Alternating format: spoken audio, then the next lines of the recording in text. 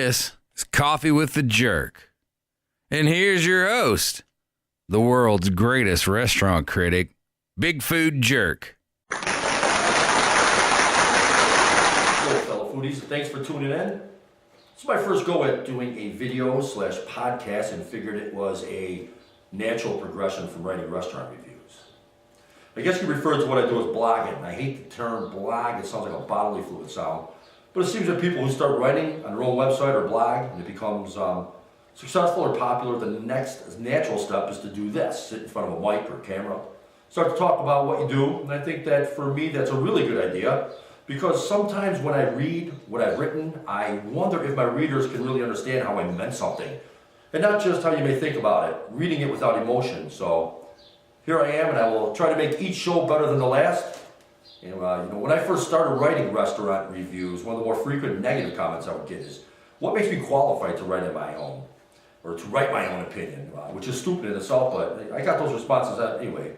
So I figured this being my first show, I would cover that, my background and so forth, and then get into what I will be talking about on a regular basis. I plan on doing shows about food and beverage, and restaurants, and beer, and wine, and food at grocery stores, and tea and coffee, and all the stuff that makes life wonderful. I'm also going to be covering hard news about like big restaurant chains, and I'll cover new product releases, and of course I'll do my recent restaurant reviews. And eventually I'll add a TV monitor above me to the right up here, and allow anyone who wants to be on the show to be able to join via Skype. And one thing I do plan on avoiding though is recipes. There's 1,000 recipe websites out there, and I will be avoiding that. And I'm also not a big celebrity chef fan. It's just not my thing. But I will be having guests on my show, as I said, eventually. And I have to work out the kinks. And I do have some chefs lined up, but I am going to focus on the consumer, the diner, if you will. Also, on this show, my inaugural, my maiden voyage, I am going to talk about coffee. The first restaurant review I ever wrote. So my apologies to the Liberty Village restaurant. That was my first go, and I wasn't exactly sure what to write or how people were going to respond to it. I'm also going to talk about Famous Dave's losing locations. There's also a new food app out there called Yummy. That sounds pretty cool. And then spring clean your eating habits by ditching food triggers and mindless snacking, or triggler if you like that better. And also McDonald's McCafe, some stuff going on with that. And then if anybody who remembers Ruby Tuesday, they look like they're struggling real bad. It's going to be a goodbye to Ruby Tuesday soon. So we'll be talking about their demise. So when, as I stated, I'm going to sort of talk about how I started. Years ago, I had aspirations. I was a boxer, and I wanted to be, I had the delusions of being a heavyweight champion of the world. And at one point, in my early 20s there, I came to the realization that it probably wasn't going to happen. After getting my ass beat a bunch of times, I figured I better start figuring something else out.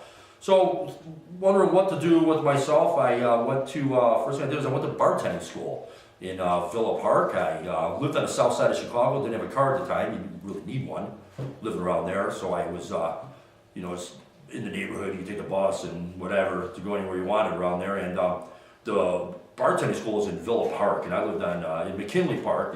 McKinley Park's a neighborhood of Chicago. It's not a different city like Villa Park is. And I would take the bus or the train to downtown Chicago, and then I had to take the metro out to Villa Park every day. I had to do that for about 2 weeks. But one good thing that happened out of it is I got a really good job working at the Raphael Hotel in downtown Chicago, right off of Michigan Avenue, where the Hancock Building is, Raphaela, or whatever, pronounce it the fancy way, right behind it. Got a good job there. It was actually a union job. I think it was Food Concession Workers of America job, and decent pay. It was a nice work environment, and I got really good tips. The people that came in there were people that had buckaroos that lived around there. And I was there for a while. That was early 90s, so it's been a while. I can't remember exactly how long I was there, but they were going to rehab the kitchen or the restaurant, the kitchen area. So we all got laid off that were working in the restaurant portion of the hotel, and I had to find something else to do. And I went on to work at a whole bunch of different restaurants and bars, and eventually wound up going to culinary school. I was a culinary school dropout, didn't finish because I got a job offer after, jumping ahead, but I worked as like the South Loop Club, Jay's on State, Governor's Pub. These are all Chicago places. I worked at City Pool Hall, which is a really cool place to work. It's still there on Hubbard and Halstead. And I worked at some suburban restaurants. I worked at, one of the best places I worked at was Frank and Betsy's, which is in Hubbard Woods, Illinois, which is sandwiched between Winnetka and Glencoe up there. I think it's on Green Bay Road. That place was top shelf, one of the cleanest restaurants I ever worked at. I also worked at Braxton Seafood House. I worked at Shaw's Crab House. I've been bartender, server, manager. Eventually what I did is, what I was getting to is I worked as a restaurant consultant for about a year, where I traveled around different states. And one of the things I would do, I was like the first guy in. And you know, with the restaurant consultant business, it's they have a guy who goes in who's essentially a salesman, which I was doing, the first guy, but you do a little bit of analytics on the restaurant. So you say I had a Tuesday appointment at the restaurant. I would show up on Monday night, I would go there, I would eat, and I would go back to the hotel room and I would write something down about the restaurant, as such, about a restaurant review. But it was a more formal type of review. So that's kind of how I got my start doing that. And then the next day you would show up and you had all of your tools. This was before there were computers, but you did a lot of it.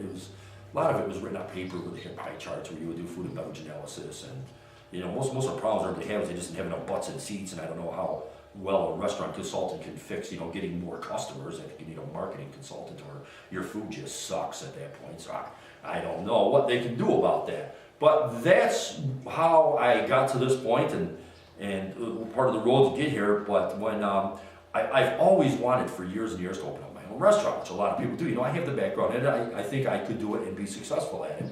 And it's a huge undertaking. It's, you know, I got to hand to the people who do have restaurants. I know I talk a lot of smack about them, but it's hard to open up a restaurant. It's very dangerous. They go out of business like crazy. And so for years I've been wanting to start my own restaurant, and you know, my wife is opposed to that. But I want to say about 8-10 years ago, my wife and I we went to buy a restaurant in Wisconsin, up in Black River Falls, Wisconsin. And we went up there, and the woman who owned the restaurant, they had a place above the restaurant. It was nice. It was called the Old Mill or something to that effect. And they had the little river, little creek next to it running where would turn the wheels on the mill to do whatever it was. A real beautiful place. And they had living quarters above it, which would have been perfect for us. We didn't have kids at the time.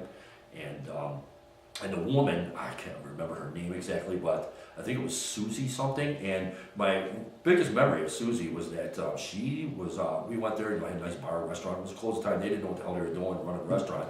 And but she had a fully stocked bar, and to try to woo me and my wife into buying the joint, we started pounding yellow liquor with her. She liked her champagne, and Corbel was the champagne that she was drinking a lot of. I can't remember. I think I was just drinking beer, but she drank a lot of Corbel champagne to the point where she passed out on the floor. And my wife and I affectionately referred to her as Susie Corbel after that. I think that's it, Susie Corbel, or yeah, Susie Corbel. So what happened was we were interested in buying the restaurant, and we weren't sure if we could financing or not for it. But we gave Susie Susie Corbel. We gave her $1,000 down payment, earnest money, good faith deposit on the restaurant.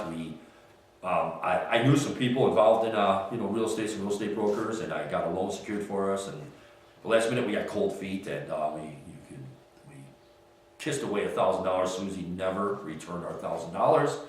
And eventually she sold that restaurant, and a couple of years, years and years after that, I went back and looked to see what happened to the restaurant, and somebody bought it, and it mysteriously burned down. It was, I believe, Greek lightning, if anybody knows what that term is. Must have struck the restaurant. There was a big to-do up there about that. So that was the closest we came. And then over the last couple of years, I've been was wanting to get like I used to be able to cook real decent. I was really good at one point, and when I met my wife, she couldn't cook crap. She was horrible. But now my wife is a phenom in the kitchen. She doesn't want me anywhere near anything in the kitchen.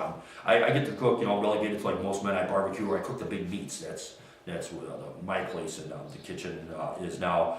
But so even like I was pastor a couple of years ago, I wanted to do something, restaurant-wise, open a restaurant. She said, no. And it's probably, you got to follow that. I'm goofy. I'll do some things that I probably shouldn't do and take chances. And my wife keeps me grounded. But I want to do just get some products in grocery stores. And that is a huge undertaking itself. When I started researching, I was like, oh my God, the things you got to do, just get a product on the shelf in the grocery store. And so then I was like, well, I want to do something. I don't know what to do. So one day I came up with the idea, you go out to eat, you look at these restaurant reviews on Google and Yelp and the rest of them, and you're not sure who's right now. I'm not sure if it's people that, I hate using the term disgruntled employees, or people just pissed at the restaurant, or the favorable ones are friends and family. So you can't really, I'm not sure about those things. I read all these great reviews. I go, restaurant place sucks.